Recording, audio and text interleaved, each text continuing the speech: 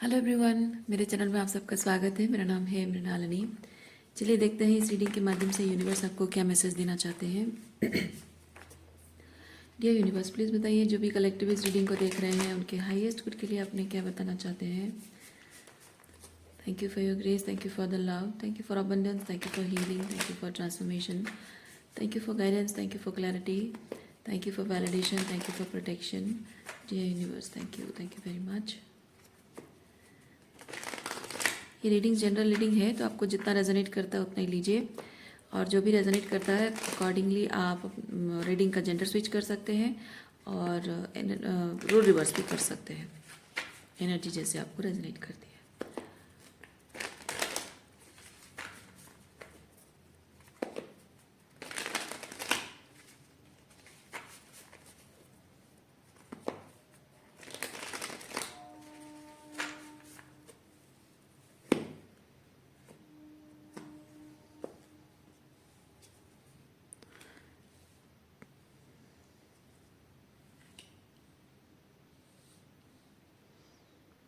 Heart break, एक heart break हुआ है जिसको पावर देना बंद कर दिया है आपने, लेकिन उस हार्ट ब्रेक को पावर ना देने के लिए आपने चुना है कि आप ज़िंदगी में कभी किसी पर भरोसा नहीं करोगे। अगर आपको लगता है कि ऐसा करने पर मतलब किसी पर भरोसा नहीं करूँगी और आगे जाकर मैं किसी से प्यार नहीं करूँगी, किसी के लिए अपना दिल ओपन नहीं करूँगी, किसी से दोस्ती नहीं करूँगी, या फिर जेंडर स्विच कर सकते हैं।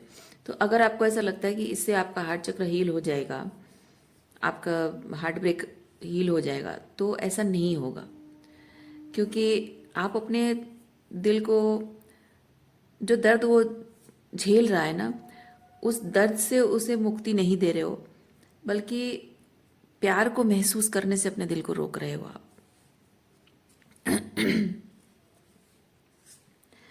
देखिए, जब प्यार ही नहीं होगा तो लड़ाई झगड़ा क्यों होंगे, कॉन्फ्लिक्ट क्यों होगी, और दिल दुखेगा क्यों, वुंडेड वुंड्स होंगी क्यों, हार्ट ब्रेक होंगे क्यों, ये सोच रहे हैं आप। आपको लगता है कि आप इससे अपने आप को लव सिचुएशन से, लोगों से एक्सक्यूज मी डिटैच कर रहे हो, पर ये डिटैचमेंट नहीं है, ये अपनी पावर क्लेम करने से आप खुद को रोक रहे हो, हील होने से रोक रहे हो, अपने आप को एक तरह से अपने आप को सज़ा दे रहे हो आप। मैं ये नहीं कह रही हूँ कि आप रिलेशनशिप में आओगे तो वो आप अपने आप को सज़ा नहीं दे रहे हो, ऐसा नहीं कह रही हूँ। बात रिलेशनशिप की नहीं है, बात दूसरों की नहीं है, बात आपकी है। तो आप अगर अपनी हीलिंग पर ध्यान नहीं दे रहे हो तो आप अपनी ज़िंदगी को नॉर्मल तरीके से नहीं जी पाओगे। ठीक है, बात ये नहीं है कि लोगों से आप कनेक्ट कर पाओगे या नहीं, वो तो बहुत दूर की बात है, बात की बात है, दूर की नहीं, बात की बात है।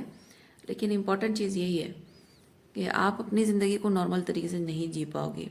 हमेशा जब हार्ट ब्रेक है तो हमेशा एक रिजेंटफुल एनर्जी रहेगी, हमेशा डर डर कर जीते रहोगे, दुखी रहोगे, दुनिया में सब तरफ आपको बस दुश्मन ही दुश्मन नजर आएंगे, सब तरह का हर चीज़ से, हर सिचुएशन से आपको रिजेंट करते रहोगे आप। तो उससे आप जीवन के एसेंस को फील नहीं कर पाओगे, जीवन की खूबसूरती को महसूस नहीं कर पाओगे, जीवन को जीने जैसा नहीं फील होगा आपको, बल्कि आपको एक सज़ा, ज़िंदगी सज़ा जैसे लगेगी। ये जो हीलिंग करना, ये आपके लिए ज़रूरी है, आपके लिए कहा जा रहा है। और हीलिंग करने का मतलब ये नहीं है कि आपको बस जीवन में कोई चाहिए ही चाहिए या उसके लिए हीलिंग करना है, नहीं। हार्ट ब्रेक को दिल में दबा के रखने से तकलीफ आपको होती है।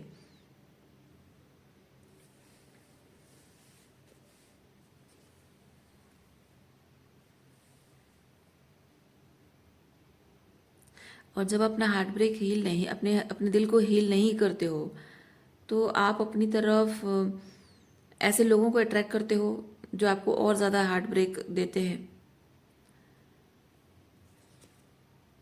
हालांकि आप अपने आप को ये चीज़ कहोगे, रजिस्ट करोगे, अपने आप को कन्विंस करने की कोशिश करोगे कि नहीं मुझे प्यार नहीं करना है, मुझे लोगों से नहीं मिलना है।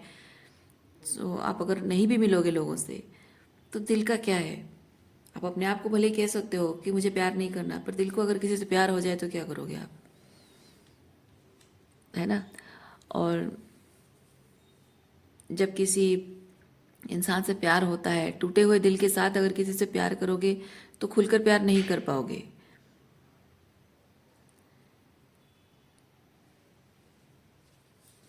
मैं फील करती हूँ आपने डिसाइड, मैं ऐसा क्यों कह रही हूँ क्योंकि आपने शायद डिसाइड किया है कि अब आपको किसी से प्यार नहीं करना है। मे बी आपकी शादी टूटी है और आपने डिसाइड किया कि अब किसी भी मर्द से मैं दोस्ती नहीं करूँगी। जेंडर स्विच कर सकते हो, अगेन मैं कह रही हूँ। सो मैं किसी से दोस्ती नहीं करूँगी, किसी से मिलूँगी नहीं, बात नहीं करूँगी, बस अब मैं और पैसा कमाऊँगी और अपने आप अकेले रहूँगी। तो वो ठीक है, आप डिसाइड कर रहे हो आपको किसी के साथ रिलेशनशिप में नहीं आना है, वो ठीक है, आपकी मर्ज़ी है। कोई यहाँ पे प्रेशर भी नहीं कि आपको रिलेशनशिप में आना ही है। सिंगलहुड को चूज़ करना वो अपने आप में एक पावर है। लेकिन if you are choosing that singlehood because आप हार्ट ब्रेक नहीं चाहते हो, अगर आप दुनिया में ऑपोजिट जेंडर किसी पर भरोसा नहीं कर सकते हो, तो that choice is not a healthy choice. So आपको हीलिंग करना ज़रूरी है, क्योंकि मैं फील कर रही हूँ, मैं आप सोच रहे हो कि मुझे रिलेशनशिप नहीं चाहिए, पर मैं देख रही हूँ कि आपको ऑलरेडी किसी से प्यार हो गया है। इतना हार्ट ब्रेक होने के बाद भी किसी से प्यार हो गया है, किसी के साथ बहुत स्पिरिचुअली आप जुड़ गए हो। Maybe you met somebody जो जिसके साथ आपको लगा हो कि हाँ, क्योंकि जो हमारे अंदर होता है ना, जिस तरह की एनर्जी, हमको अगर लगता है कि वो वुंडेड एनर्जी अगर है, उसको हील करने वाला पोटेंशियल उसके अंदर है, तो उसकी तरफ खिंचाव महसूस होता है। जो अपनापन का एहसास चाहिए उस पर्सन में, वो बात अगर होगी कि सबको अपनाता हो, सबको प्यार से बिहेव करता होगा, तो आपको भी उसकी तरफ खिंचाव महसूस होने लगता है। सो मे बी शायद ऐसे किसी इंसान से मिले हो, आपको वो पसंद आता है, या फिर मिल चुके हो, पसंद आ चुका है, उसके साथ भी फिर से हार्ट ब्रेक हुआ है, रिलेशनशिप ब्रेकअप हुआ है। तो ये सिग्निफाई करता है कि आप जहाँ अपने दिल के दर्द को लेकर जी रहे हैं और आप सोच रहे हैं कि ये दिल का दर्द ही मेरे लिए एक शील्ड बन के रहेगा और आगे से मैं कभी भी किसी भी पर्सन को एंटरटेन नहीं करूँगी, किसी के साथ रिलेशनशिप में नहीं आऊँगी। नहीं, ये दिल का दर्द आपके लिए शील्ड नहीं है। वो एक कांटे की तरह, नासूर की तरह वो रहेगा, वो कांटे की तरह चुभता रहेगा आपको। इसीलिए उसे ख़त्म करना होगा विद द डेथ। उस दिल के दर्द को जो आप दबा कर बैठे हैं, उसे हील करना होगा। आपको शायद रोना नहीं आता है, गुस्सा है आपके अंदर, रिजेंटमेंट है, इसीलिए आप हार्ट ब्रेक के बाद, एक रिलेशनशिप एंड होने के बाद शायद आप रो ही नहीं रहे हो, रोना ही नहीं आ रहा है आपको। लेकिन ज़रूरी है, देखिए, दिस गर्ल इज स्क्रीमिंग, है ना? तो आपको रोना पड़ेगा, ये चीज़ अंदर से बाहर निकालना पड़ेगा आपको। तो आप अगर ये चीज़ कह रहे हो कि मैं रोऊंगी तो सब मुझे कमज़ोर समझेंगे, या फिर मुझे रोना ही नहीं है इस दर्द को, क्योंकि आप जब तक रोगे नहीं, मतलब पर्जिंग नहीं करोगे, रिलीज़ नहीं करोगे इमोशंस को, जो स्टफ्ड इमोशंस हैं। क्योंकि ये चीज़ होता है ना कि इंसान जब तक उसे रिलीज़ नहीं करता है, वो अंदर बैठ जाता है, वो नहीं जा पाता है। किसी भी इंसान के साथ, जैसे कहा जाता है ना कि किसी इंसान की डेथ हो जाती है तो उसको ग्रीविंग किया जाना ज़रूरी है, रोना ज़रूरी है, ताकि उस आत्मा के साथ आपका जो कनेक्शन है उसको डिटैच कर दिया जाए, ताकि वो आत्मा मुक्त हो सके आपके मन से, आपकी भावनाओं से, आपकी यादों से। हाँ, यादें हैं, मैं नहीं कहती हूँ कि यादें मिट जाएंगी, पर हाँ, एक एनर्जेटिकली जो उससे आप जुड़े हुए हो, उसकी प्रेजेंस, उसकी जो एनर्जी को लेट गो नहीं कर पा रहे हो, जब आप रिलीज़ नहीं करोगे, ग्रीविंग नहीं करोगे, तो जब तक रिलीज़ नहीं होता है, आप उसकी प्रेजेंस को महसूस करते रहोगे। वो नहीं है लेकिन उसको आप महसूस करते रहोगे, और उससे जुड़कर आप आगे नहीं बढ़ पाओगे, उसी एनर्जी में स्टक रह जाओगे। इसीलिए कहा जाता है कि कोई किसी की डेथ हो जाती है ना तो रो लेना चाहिए, ताकि रो रो कर, क्योंकि आंसुओं के साथ वो दर्द निकल जाता है। और आपको ज़रूरत है कि अ, आंसू बहाकर, रो कर, दिल के जो भी दर्द हैं उसे निकाल दो, रो कर बोल कर निकाल दो उसे, बहुत ज़रूरी है। आप लोगों में से किसी के लाइफ में शायद कोई ऐसा दोस्त है जो आपकी दुख और दर्द और तकलीफ, जिसके साथ आप बांट सकते हो, शेयर कर सकते हो, अच्छे बुरे हर समय में आपका साथ होता है। उस इंसान के साथ आप अगर अपनी मन की बात शेयर करोगे, आपको मौका मिलेगा अपने पेन को रिलीज करने का।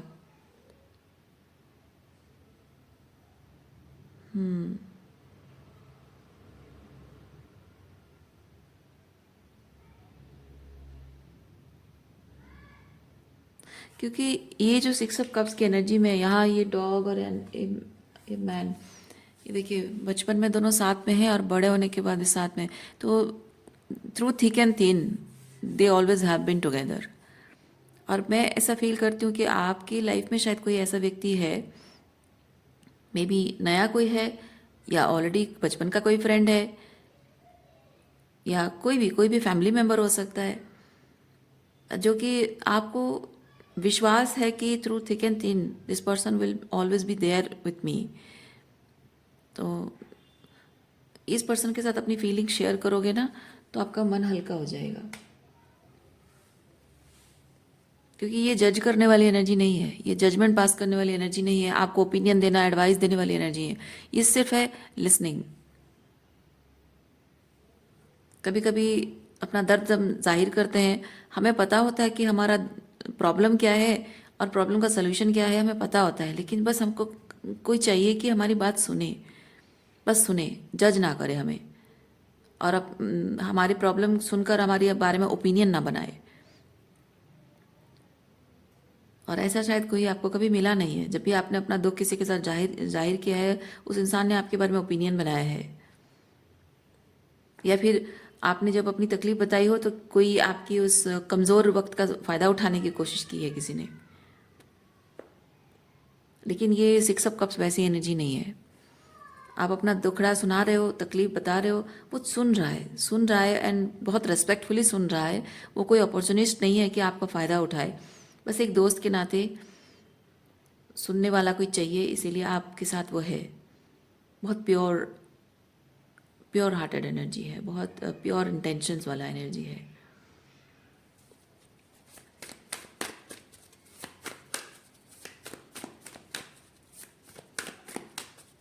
लेकिन हाँ, मैं एक चीज़ आपको कहूँगी, अगर कोई ऐसा व्यक्ति आपके जीवन में है तो आपको एक चीज़ मेक श्योर करना है कि इस इंसान के साथ जब आप अपना दुखड़ा शेयर करते हो तो वहाँ भी आपको एक लिमिटेशन रखनी होगी, क्योंकि अ, आप अपनी तकलीफ शेयर करते हो, और अगर आपको लगता है कि वो आपको सही एडवाइस दे सकता है, या फिर उसको अगर वो अपनी तरफ से इनिशिएटिव लेकर अगर आपको एडवाइस दे रहा है कि ये चीज़ करो, ये सही होगा, अगर आपको लग रहा है कि हाँ वो जो कह रहा है वो सही कह रहा है, क्योंकि अ, ये होता है किंग ऑफ कप्स, कोई ऐसा व्यक्ति, ये जो यहाँ पे बैठना और सुनना, ये जो डॉग्स होते हैं ना, विदाउट जजिंग, विदाउट ओपिनियन, वो सुनता है। क्योंकि वो जब आप अपना दुखड़ा सुनाते हो वो भाग नहीं जाता है, आपको गुर्राता नहीं है, गुस्सा नहीं करता है, वो चुपचाप सुनता है।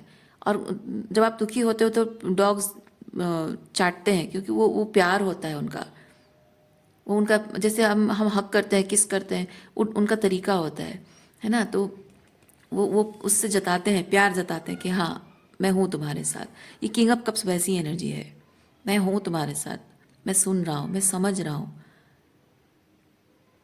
और आप अगर उससे एडवाइस भी मांगते हो तो बहुत ही ऐसी एडवाइस देता है जो कि बहुत ही प्रैक्टिकल भी हो और इमोशनल हीलिंग भी हो।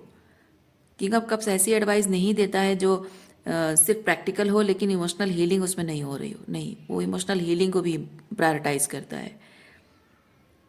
जब आप ऐसे इंसान से जुड़ते हैं जिसके अंदर एम्पैथी है, हीलिंग पावर उसमें है, तो उस इंसान को अपनी तकलीफ बताओगे तो सल्यूशन आपको पता है, तो सल्यूशन भी आप अपनाइए, उस पर काम भी कीजिए। अगर वो सल्यूशन दे रहा है तो उस पर काम कीजिए। मैं कहना यूँ चाह रही हूँ कि इसको एक वेंटिंग मशीन मत मानिएगा। कोई इंसान जब आपकी तकलीफ सुनता है ना, उसको वेंटिंग मशीन मत मानिएगा, डोरमेट मत मानिएगा उसको। ये गलती आप मत करना, क्योंकि अगर आप ऐसी गलती करोगे तो उस दोस्त को खो बैठोगे आप अपनी तकलीफ उसको सुनाओगे, वो आपको हीलिंग देगा, फिर कोई अच्छी बात बताएगा, एडवाइस करेगा, गाइड करेगा। तो आप अगर उसकी बात नहीं सुनोगे, वो अच्छी बात बता रहा है, आपको हीलिंग करने का रास्ता बता रहा है, लेकिन आप हीलिंग नहीं करोगे, बस अपने रिजेंटमेंट उसको सुनाते रहोगे और विक्टिमाइज करते रहोगे खुद को, तो अननेसेसरी इस पर्सन की एनर्जी, इमोशन, उसकी जो हीलिंग पावर है, उसकी एम्पथी है, वो आप में आपको देता रहेगा, लेकिन आप उस पर उसको अच्छी तरह से यूटिलाइज नहीं करोगे, तो उसकी एनर्जी ड्रेन होगी। और किंग ऑफ कप्स जबकि बहुत ही इमोशनली बैलेंस्ड एनर्जी है, वो अपनी इमोशनल बैलेंस खोना नहीं चाहेगा।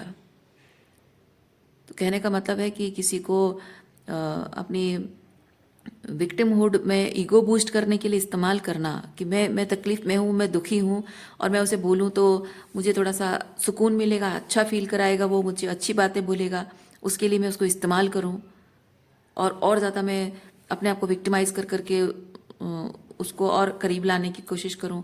नहीं, ये गलत चीज़ है। और अगर कोई आपके साथ ऐसा कर रहा है तो ऐसे लोगों से भी आपको दूर रहने की ज़रूरत है। भले आप किंग ऑफ कप्स की एनर्जी में हैं, और भले ही वो आपका बहुत अच्छा दोस्त है, या आपका लवर है, या आपके फैमिली मेम्बर है, पर अगर आपकी हीलिंग पावर को अगर सही तरीके से इस्तेमाल कर रहे हैं तो ठीक है, लेकिन अगर इस्तेमाल नहीं कर रहे हैं और गलत तरीके से इस्तेमाल कर रहे हैं, मैनुपुलेट कर रहे हैं, और आपको बस अपने टॉक्सिसिटी, मतलब ईगो बूस्ट करने के लिए टॉक्सिसिटी शो कर रहा है, कि अपने ईगो बूस्ट करने के लिए बस आपको यूज़ कर रहा है, आपकी आपकी एम्पैथी को यूज़ कर रहे हैं, ऐसे लोगों से डिस्कनेक्ट हो जाना ही अच्छा है। ये सिर्फ एनर्जी ड्रेन करते हैं ऐसे लोग।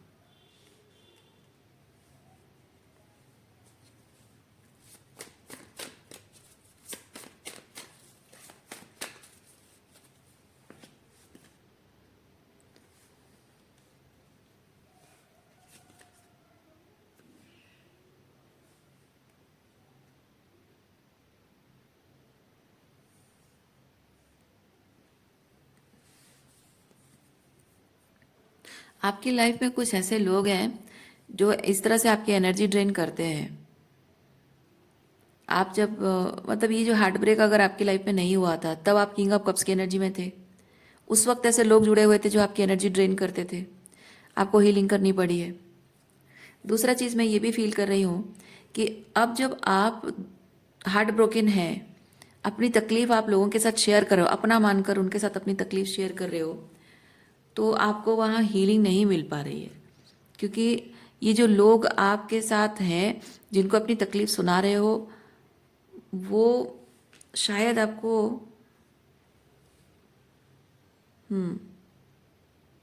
शायद फ़ायदा उठाया जा रहा है, फ़ायदा उठाया जा रहा है। लोग आपसे लाइक बदले में कुछ चाहते हैं, आपको हीलिंग देने के बदले कुछ चाहते हैं। हाँ, मतलब तुम दुखी हो, तुम बेसहारा हो, हार्ट ब्रोकन हो, और तुम्हें एक रोने के लिए कंधे की ज़रूरत है, बदले में मुझे ये चाहिए। ये उस तरह की एनर्जी है।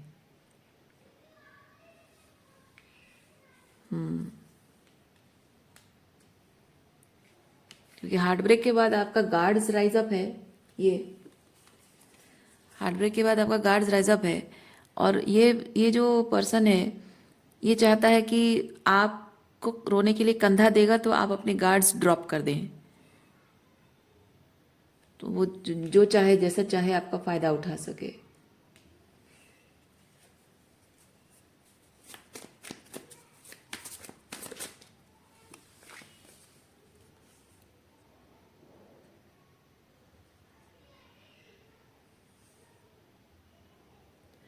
ये पर्सन जो है,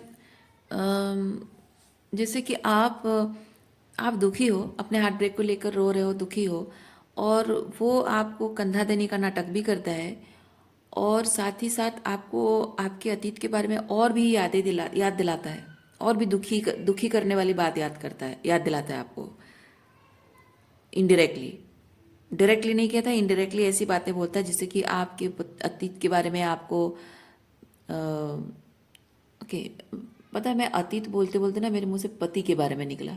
हो सकता है कि आप में से किसी के ऐसे सिचुएशन हुआ हो कि आपके हस्बैंड के साथ आपका रिलेशनशिप एंड हुआ हो और आप दुखी हो, और कोई इंसान है जो कि चाहता है कि आप जब दुखी हो तो रो तो रहे हो, और भी पुरानी बातें याद दिला रहा है, या पूछ रहा है, याद दिला रहा है, जैसे कि जले पे नमक छिड़कना कह सकते हैं, या फिर वो जले पे नमक छिड़कना नहीं है, वो घाव को कुरेदने जैसा है, वो घाव को कुरेदना वैसी वाली चीज़ है। सो ताकि आपको और दर्द हो और तकलीफ हो, पुरानी बातें याद करके और भी आपका तकलीफ बढ़े, तो जितना आपकी तकलीफ बढ़ेगा उतना ही आपको उसके कंधे की ज़रूरत पड़ेगी, और उतना ही वो आपका फ़ायदा उठा सकता है। कोई ऐसा पर्सन है। ये कोई रोमांटिक पार्टनर हो सकता है, कोई आपका दोस्त हो सकता है ऑपोजिट जेंडर का जो आपका फ़ायदा उठाना चाहता है, या फिर आपके फैमिली मेम्बर हो सकते हैं, या आपके फ्रेंड हो सकते हैं। यस, फैमिली मेम्बर भी ऐसे ऐसे वक्त का फ़ायदा उठाते हैं। पड़ोसी भी होते हैं, दोस्त भी होते हैं। ओके।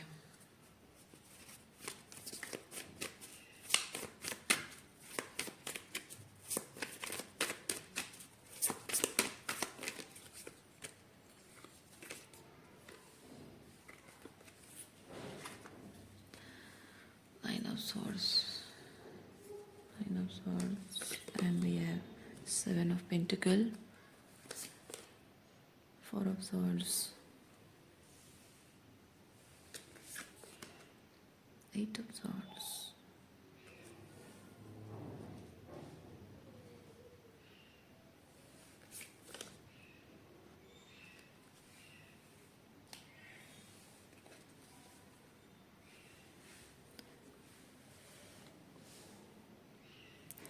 जिस इंसान का इंटेंशन अच्छा होता है ना, तो आप इस तरह की जो हार्ट ब्रेकिंग सिचुएशन में हैं, ऐसे में वो इंसान आपको बताएगा कि अगर सच्चा इंटेंशन है, with the king of cups energy अगर है, वो ज़रूर चाहेगा कि आप जिस तरह से किसी सिचुएशन के विक्टिम हो वहाँ से बाहर निकलो, अपनी पावर को क्लेम करो। तो वो आपको ये नहीं कहेगा कि हाँ यार तेरे साथ बहुत गलत हुआ, उसे ऐसा नहीं करना चाहिए था, वैसा नहीं करना चाहिए था, वो ये नहीं कहेगा। किंग ऑफ कप्स ये चीज़ कहेगा कि देख भाई, मैं समझता हूँ कि ऐसा है वैसा है, तो मुझे लगता है कि तुमको ये चीज़ करना चाहिए, मुझे लगता है कि तुम्हें इस तरह से अपनी पावर क्लेम करनी चाहिए, मुझे लगता है कि तुम्हें इस दर्द को भूलकर आगे बढ़ना चाहिए, तुम्हें हीलिंग करनी चाहिए। तो वो जो एडवाइस है वो आपको पसंद नहीं आती है। मैं वो चीज़ देख रही हूँ, वो आपको एडवाइस नहीं चाहिए, आपको बस रोने के लिए कंधा चाहिए। मैं बहुत बिटर ट्रुथ कह रही हूँ, आपको ये बात गुस्सा दिला सकता है, ट्रिगर कर सकता है, लेकिन सच ये है कि आपको रोने के लिए कंधा चाहिए, पर आपको रोने के लिए कंधे की ज़रूरत नहीं है। आपको अपनी पावर क्लेम करने की ज़रूरत है, आपको हीलिंग करने की ज़रूरत है। बिकॉज आप जिस सिचुएशन में ट्रैप्ड है ना, आप जिस सिचुएशन में ट्रैप्ड है वहाँ से बाहर निकलने की कोशिश नहीं कर रहे हैं। You are allowing your inner demons to control everything around you, yourself. क्योंकि आपका इनर डिमॉन्स आपको कंट्रोल कर रहा है, आप खुद को विक्टिमाइज कर रहे हो। आपका इनर डिमॉन्स कहता है खुद को विक्टिमाइज करना, रोना, दुखी होना। तो आपकी जो विक्टिमाइजेशन की वजह से आप अपनी तरफ ऐसे लोगों को अट्रैक्ट कर रहे हो जिनसे आप सिंपैथी गेन कर सको, है ना। देखिए, आप अपने आप को अगर सिंपथाइज करते रहोगे, सीधी सी बात है, खुद को अगर सिंपथाइज करते रहोगे, आप ऊपर नहीं उठ पाओगे, आप अपने दुख से तकलीफ से उभर नहीं पाओगे आप कभी भी। और हमेशा दूसरों की सिंपथी में जब रहोगे, लोग सिंपथाइज ऐसे ही फ्री में नहीं करते हैं। लोग फ्री में, ये दुनिया इतनी अच्छी समझते हो आप, फ्री में सिंपैथाइज नहीं करते हैं, उनको बदले में कुछ चाहिए, आपसे किसी ना किसी तरह का कोई बेनिफिट चाहिए। कंधा कोई मुफ्त में नहीं देता है, बदले में हर किसी को कुछ ना कुछ चाहिए होता है। तो आपको ये चीज़ समझना होगा। और आप अपने आप को विक्टिमाइज करते रहोगे, आपकी प्रॉब्लम ख़त्म नहीं होगी। प्रॉब्लम ख़त्म नहीं, क्योंकि प्रॉब्लम बाहर लोग नहीं है, दूसरे लोग प्रॉब्लम नहीं है, प्रॉब्लम आपके अंदर है। और प्रॉब्लम मतलब लोग किस तरह की टॉक्सिसिटी शो करते हैं, गंदगी फैलाते हैं, वो तो है उनका नेचर, वो तो करेंगे ही। पर प्रॉब्लम ये है कि आपकी ज़िंदगी है, आपकी ज़िंदगी में गंदगी फैला रहे हैं, आपकी ज़िंदगी में टॉक्सिसिटी फैला रहे हैं, तो आप उन्हें रोक नहीं सकते। आप अगर कुछ रोक सकते हो तो अपनी पावर दिखाकर उन्हें मना कर सकते हो कि नहीं, तुम्हारा ये सब डिस्टॉर्शन मेरी ज़िंदगी में नहीं चलेगा, जो करना है जहाँ करना है करो, मेरी ज़िंदगी में ये सब नहीं चलेगा। वो कहना बहुत ज़रूरी है। लेकिन आप अगर उन्हें जो चाहे वो करने दे रहे हो और आप दूसरों के पास जाकर रो रहे हो, सोल्यूशन ये तो नहीं है ना। तो आपका जो दुख है, तकलीफ है, उसे दूर नहीं हो जाएगा। आप अपने रोने के लिए कंधा चाहिए, कोई मिल तो जाएगा, लेकिन सोल्यूशन वो नहीं है। रूट कॉज क्या है? रूट कॉज है आपके अंदर कुछ ऐसा है जो आप अपनी पावर क्लेम कर नहीं पा रहे हो। आप डरते हो, आप सच बोलने से डरते हो, आप ना बोलने से डरते हो, है ना। गलत लोगों को अपने ज़िंदगी से हटाने के लिए डरते हो। जो लोग आपकी ज़िंदगी में खुशियों के आड़े आ रहे हैं, उनको अपने रास्ते से हटाने से डरते हो। मतलब कि उनको पावर ना देना, रास्ते से हटाने का मतलब कि नहीं, उनको पावर न देना। तो वो रूट कॉज जो है वो आपके अंदर है, ठीक है। तो उस पर आप काम नहीं कर रहे, क्योंकि किंग ऑफ कप्स जो है वो इमोशनल बैलेंस, इमोशनल स्टेबिलिटी, भावनात्मक स्थिरता, peace and harmony within, उसको पाने के लिए उसको अपने आप पर काम करना होता है। अपनी क्वीन ऑफ कप्स एनर्जी को मतलब एक्टिवेट करना पड़ता है, यानी कि हीलिंग उसे खुद करनी पड़ती है, अपने आप पर ध्यान देना पड़ता है, अपने अंदर झांकना पड़ता है। भावनाओं की गहराइयों में जो कीचड़ है, जो गंदगी है, इमोशनल ऊन्स है, उसे साफ करना, हीलिंग करना बहुत ज़रूरी होता है। तो जब आप अपने आप को हील कैसे करोगे? शैडो वर्क करके, है ना। और शैडो वर्क करने से आप कतरा रहे हैं, भाग रहे हैं शैडो वर्क करने से। अपने इनर डिमॉन्स, जिन्हें आप पावर दे रहे हो, अलाउ कर रहे हो, उस पर काम करने से भाग रहे हो आप। तो जब आप समझोगे कि हाँ, क्योंकि क्या होता है, शैडो वर्क का मतलब ये चीज़ होता है कि you are a nice person, अच्छी बात है। आप अपनी अच्छाई को गलत लोगों के साथ बांट रहे हो, तो वहाँ आपका शैडो कहता है गलती तो तुम्हारी है, अपनी अच्छाई को गलत लोगों में क्यों बांट रहे हो, अच्छे लोगों में बांटो। वो होता है शैडो वर्क। तो वहाँ आप खुद एक्सेप्ट करते हो इस बात को, ठीक है। आप खुद एक्सेप्ट करते हो कि अच्छाई है, ठीक है, लेकिन अच्छाई को गलत लोगों में क्यों बांटूं मैं। वो शैडो वर्क होता है। यानी कि शैडो वर्क बेसिकली चीज़ होता है कि लोगों की नज़रों में अच्छा बने रहने के लिए हमको जो परफॉर्मेंस करना पड़ता है, ड्रामा करना पड़ता है, एक्टिंग करनी पड़ती है, हमारा शैडो कहता है stop doing that, stop performing, accept करो जो हो सो एक्सेप्ट करो। लोगों की नज़रों में अच्छा बनने की कोशिश मत करो, जो हो वैसे ही रहो। आपका शैडो वो चीज़ कहता है, क्योंकि आपकी शैडो को लोग एक्सेप्ट नहीं करते हैं। बिटर ट्रूथ, आप जो बिटर ट्रूथ कहते हो, अभी जैसे मैंने कहा एक bitter truth, that is my shadow. और मैं अगर कहूँ कि मैं बिटर ट्रूथ नहीं बोलूँगी, तो आपको वो सच नहीं दिखा पाऊंगी जो आपको देखना चाहिए। मैं सिर्फ ये सोचूंगी कि मैं क्यों बुरी बनूं, मैं बोल दूंगी, लोगों को बुरा लग जाएगा, लोग ट्रिगर हो जाएंगे, गुस्सा करेंगे, गंदा कमेंट्स लिखेंगे, तो मैं नहीं बोलूंगी, मेरा चैनल साफ रहेगा। नहीं, मेरा मन साफ नहीं हुआ, है ना। जब मैंने अपने चैनल में गंदगी नहीं चाहिए, तो मैंने मीठी मीठी बातें बोली, यानी कि मेरे अंदर गंदगी है। और मेरा शैडो कहता है कि नहीं, अपने अंदर गंदगी नहीं रखनी है, क्योंकि जिन लोगों से तुम प्यार करती हो उनके भले के लिए थोड़ी कड़वी बातें बोलो तो वो भी अच्छा है ना।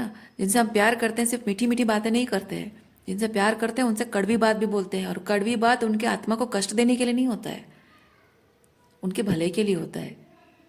तो अगर इसमें कोई इंसान अगर मुझे बुरा कहता है, ये उसकी प्रॉब्लम है, वो मेरे अंदर की अच्छाई नहीं देख रहा है। कोई इंसान अगर मुझे बुरा कहता है, यानी कि उसको अपने आप पर काम नहीं करना है, उसको अपना ईगो बूस्ट करना है, उसका ईगो उसको ज़्यादा इंपॉर्टेंट है। अपने बारे में अच्छा फील करना, अपने बारे में सिर्फ अच्छी अच्छी बातें सुनना, बस वही अच्छा लगता है, यानी कि वो अपने आप पर काम नहीं करना चाहता है। तो वही चीज़ है, आपको एक्सेप्ट करना होगा कि आपके जो सच्चाई, देखिए सच बोलना, बिटर ट्रूथ बोलना, लेकिन रूड तरीके से बोलना और अच्छे तरीके से बोलने में फ़र्क होता है। आपको यहाँ नहीं कहा जा रहा है कि आप जो सच बोल रहे हो बिटर है तो आप मत बोलो, कि भाई ये नहीं कहा जा रहा है कि बिटर ट्रूथ है बोल दो, जिसको बुरा लगता है लगे, नहीं। बिटर ट्रूथ है लेकिन उसका बोलने का तरीका होता है। इस तरह से बोलो कि किसी के अहम को लाइट दिखाए, मतलब किसी की शैडो को लाइट दिखाई जाए। आप जो सच बोलोगे किसी के अहंकार को लगे वो बात कि मैं ईगो में हूँ, लेकिन उसके स्वाभिमान को ठेस ना पहुँचे, उसके आत्मा को कष्ट ना पहुँचे, तो बिटर ट्रूथ ऐसा बोला जाता है। अब लोग इसमें आकर आपको बुरा कहते हैं, उनकी प्रॉब्लम है, क्योंकि जो बुरा कहता है ना, आपके अच्छे तरीके से आप सच को जो बोलते हो, तो फिर भी अगर कोई आपको बुरा बोलता है, यानी कि प्रॉब्लम उसमें है। आप अगर रूड तरीके से बात कर रहे हो, आप सच बोल रहे हो लेकिन बहुत कड़वे तरीके से ऐसे बोल रहे हो जैसे कि किसी के स्वाभिमान को ठेस पहुंच रही है, तब आप गलत हो। आप सच भले ही बोल रहे हो लेकिन तरीका आपका गलत है। लेकिन अगर प्यार से अच्छे तरीके से बोल रहे हो, सच को अच्छे तरीके से प्रेजेंट कर रहे हो, तो गलती आपकी नहीं है। जो मानने वाला ठीक है, नहीं मानने वाला गलती उसकी है, प्रॉब्लम उसकी है ना। किसी को कोई माने ज़रूरी भी नहीं है, आप जो बोलो आपकी बात माने ज़रूरी भी नहीं है। जो माने ठीक है, नहीं माने नहीं, उसकी मर्जी, उसकी ज़िंदगी है, सारे कॉन्सिक्वेंसेस उसी को देखने पड़ेंगे, उसकी ज़िंदगी है, वो जाने। रिस्पॉन्सिबिलिटी आपकी नहीं है, आपका काम सिर्फ सच बोलना है ना। तो अपनी शैडो को इस तरह से एम्ब्रेस करना ज़रूरी है। जब आप देख रहे हो लोगों के अंदर टॉक्सिसिटी है, you need to speak, you need to open up. चुप नहीं रहना है, भला मानुष बनना नहीं है, नाइस पर्सन नहीं बनना है आपको किसी के लिए। आप जो हैं वही बनकर रहना है, आप जो हैं वही ऑथेंटिकली बनकर रहेंगे। उसी में जिसको नाइस लगते हो, जिसको नहीं लगते हो, ये उसकी प्रॉब्लम है। बस आपको बस इस चीज़ का ध्यान देना है कि आप जो भी करते हो वो सबके हाईएस्ट गुड के लिए करते हो, किसी को ठेस पहुंचाने के लिए, किसी के स्वाभिमान को, किसी के आत्मा को कष्ट पहुंचाने के लिए नहीं करते हो। बस उतना आपको ध्यान में रखना है।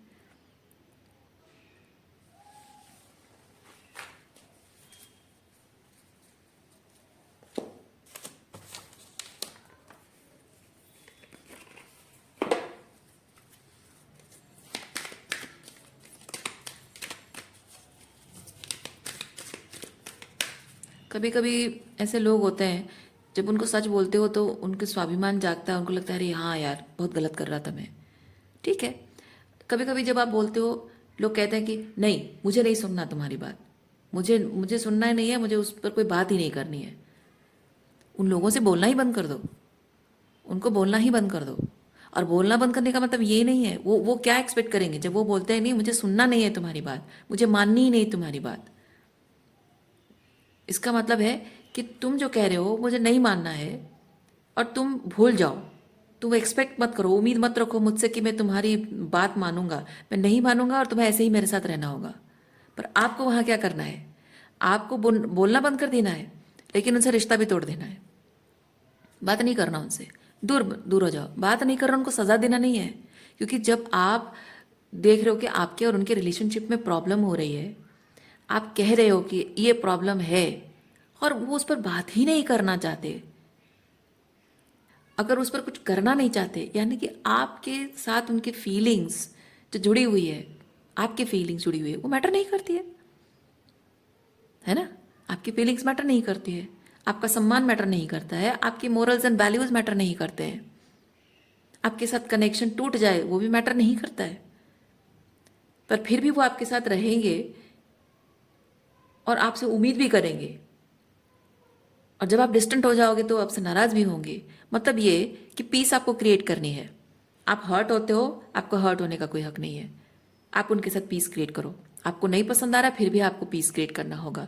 आपकी बात नहीं मानी जाएगी, आपके मोरल्स एंड वैल्यूज़ की रिस्पेक्ट नहीं की जाएगी, आपकी भावनाओं की रिस्पेक्ट नहीं की जाएगी, फिर भी आपको पीस क्रिएट करना है। क्यों नहीं करना है? सिंपल बात है। चुप रहने का मतलब ये नहीं है कि आपने गिव अप कर दिया, उसका मतलब ये नहीं कि आपने मान लिया कि आप गलत हो, नहीं। चुप रहने का मतलब है कि जिसको परवाह नहीं है उसको बोल के कोई फ़ायदा नहीं है, और उससे मैं दूर भी हो जाऊँ, डिस्टेंट भी हो जाऊँ, शायद रिश्ता भी तोड़ दूँ, डिपेंडिंग ऑन सिचुएशन। पर देखिए, डिपेंडिंग ऑन सिचुएशन मैं इसलिए कह रही हूँ कि आप लोगों में से अभी कुछ लोग शायद तैयार नहीं हैं कुछ रिलेशनशिप को छोड़ने के लिए, पर मेरा यहाँ तक मानना है, मैं बहुत ऑनेस्ट बात कह रही हूँ, जब इस तरह के लोग होते हैं ना जो आपकी भावनाओं की कदर नहीं करते हैं, ऐसे लोगों से रिश्ता टूट जाना ही बेहतर है।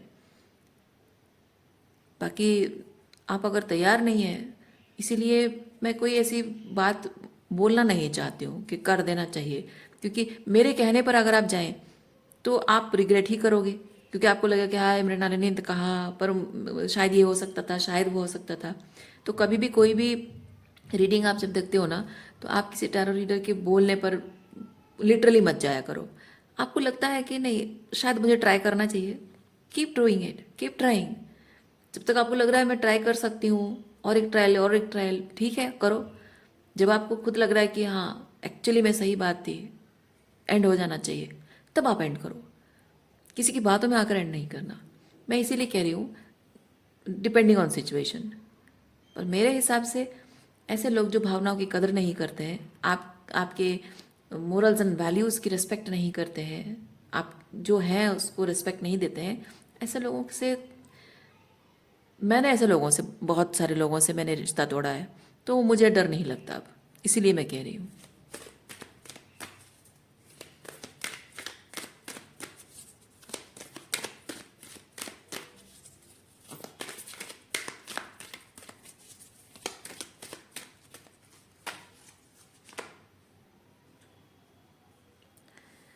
क्योंकि जब आप ऐसे गलत लोगों से रिश्ता तोड़ते हो ना, वो आपके अंदर के हेट्रेड नहीं है, प्यार की कमी नहीं है। क्योंकि जब आप ऐसे टॉक्सिक लोगों से रिश्ता तोड़ते हो तो that is a form of love, that is a form of love. क्योंकि आप जान रहे हो कि वो लोग प्यार को प्रमोट नहीं कर रहे हैं, क्योंकि प्यार में ऐसा नहीं होता है। जब हम एक दूसरे से प्यार करते हैं, किसी की भावनाओं की कदर करते हैं, किसी की बातों को जो जो कह रहा है, अपनी फीलिंग्स एक्सप्रेस कर रहा है, उसे सुनते हैं, हम उसकी रेस्पेक्ट करते हैं, है ना।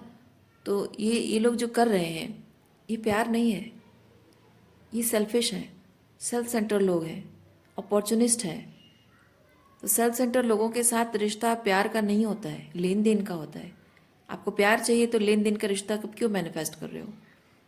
तो आपकी सोल आपको ये चीज़ बोलती है कि अगर तुम्हें प्यार चाहिए तो प्यार प्यार एनर्जी में रहो, लव एनर्जी में रहो। जब प्यार नहीं मिल रहा है, लोग अपॉर्चुनिस्ट और सेल्फ सेंटर लोग मिल रहे हैं, उनसे रिश्ता डिस्कनेक्ट करोगे, यानी कि तुम अपने आप को प्यार दोगे, सेल्फ लव में ऑपरेट करोगे, यानी कि तुम अपने आप से कहते हो कि तुम प्यार डिजर्व करते हो, ऐसे सेल्फ सेंटर लोग डिजर्व नहीं करते हो। इसीलिए ऐसे लोगों से डिस्कनेक्ट करना ज़रूरी होता है, क्योंकि ऐसे लोगों से डिस्कनेक्ट करने का मतलब उनके साथ रूड बिहेव करना नहीं है, उनका दिल दुखाना नहीं है कि आपको प्यार करना नहीं आता, रिश्ता निभाना नहीं आता। नहीं, आपको रिश्ते निभाना आता है, इसीलिए तो ऐसे लोगों से रिश्ता तोड़ रहे हो, अपने आप से रिश्ता जोड़ रहे हो।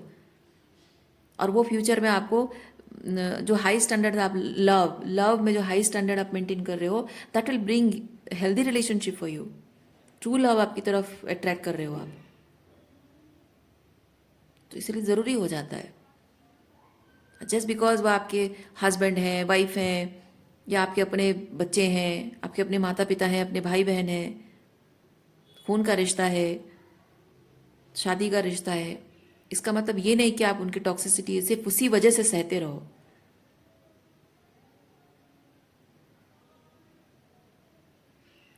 क्योंकि रिश्ता, ये जो कन्वेंशनल तरीके से जो रिश्ते बनाए जाते हैं ना, खून का रिश्ता है, शादी का जो रिश्ता है, ये हम बनाते हैं। लेकिन हम जीते क्या हैं? हम जीते हैं आत्मा से। जब किसी इंसान से हम जुड़ते हैं या हमको ईश्वर जोड़ता है, हमारी आत्मा उनसे बन जाती है ना। तो जब हम प्यार करते हैं, पूरी आत्मा से प्यार करते हैं, पूरे मन से प्यार करते हैं। जब मन से और आत्मा से किसी को प्यार कर रहे हो लेकिन आपकी आत्मा उससे जुड़ नहीं पा रही है, तो ये सब जो दिखावे के रिश्ते बने हैं, जो सोसाइटी को दिखाने के लिए सर्टिफिकेट में है, या सोसाइटी के लिए निभाना है, दुनिया को दिखाने के लिए कि माँ बाप हैं छोड़ नहीं सकते, या शादी का रिश्ता सर्टिफिकेट में, क्या फ़ायदा है ऐसे रिश्तों का। जब प्यार करना है तो आत्मा से प्यार करूं, लेकिन आत्मा से उस प्यार को महसूस ना हो तो क्यों रहूं ऐसे लोगों के साथ। आपको नहीं लगता मैं जो कह रही हूँ सही बात कह रही हूँ, है ना। तो ये रिश्ते तो हम ही बनाते हैं, खून का रिश्ता है। तो दुनिया में ऐसे लोग भी हैं, वही खून का रिश्ता होता है, अपने बच्चों को छोड़ के चले जाते हैं। उनको इतनी भी फिक्र नहीं होती कि वो बच्चा कैसे जिएगा, एक मासूम नवजात शिशु कैसे जिएगा, कैसे दूध पिएगा, कहाँ से खाना खाएगा, कैसे सरवाइव करेगा, तो 2 दिन में भूखे मर जाएगा। परवाह होती है? नहीं होती है। वो तो मरने को छोड़ के चले जाते हैं। तो खून के रिश्तों की भी कोई गारंटी नहीं है। माँ बाप ऐसे होते हैं जो अपने स्वार्थ के लिए अपने बच्चों को बड़ा करते हैं। बच्चे अच्छी एजुकेशन होगी, अच्छे घर में शादी होगी, अच्छे घर से लड़की आएगी, बहुत सारा पैसा लेकर आएगी, सोशल स्टेटस, शादी को, अपने बच्चों की शादी को सोशल स्टेटस बना देते हैं। तो ऐसे सेल्फिश माँ बाप जो अपने स्वार्थ के लिए, वो जो पूरी जिंदगी जो जी रहे हैं, बच्चों के लिए जो भी कर रहे हैं वो सिर्फ अपने लिए कर रहे हैं, नाम के सिर्फ बच्चों के लिए कर रहे हैं। तो अगर अगर वो सेल्फिश चीज़ वो कर सकते हैं तो आप सेल्फिश क्यों नहीं हो सकते हो। अपनी मेंटल हेल्थ, इमोशनल हेल्थ के लिए, इमोशनल वेलबींग के लिए, अपनी स्पिरिचुअल हीलिंग के लिए, अगर ऐसे लोगों से आप डिस्टेंट हो जाते हो, अपनी हीलिंग पर फोकस करते हो, तो आप क्यों स्वार्थी कहलाओगे। ऐसे स्वार्थी बनने में कोई बुराई नहीं है।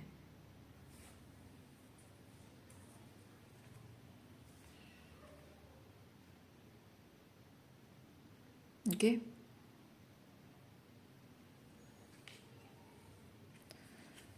सो रीडिंग मैं यहीं पे रखती हूँ। उम्मीद करती हूँ इस रीडिंग से आपको कुछ क्लैरिटी मिली हो। मैं आपको नेक्स्ट रीडिंग में मिलती हूँ। अपना ख्याल रखिए, खुश रहिए, बाय।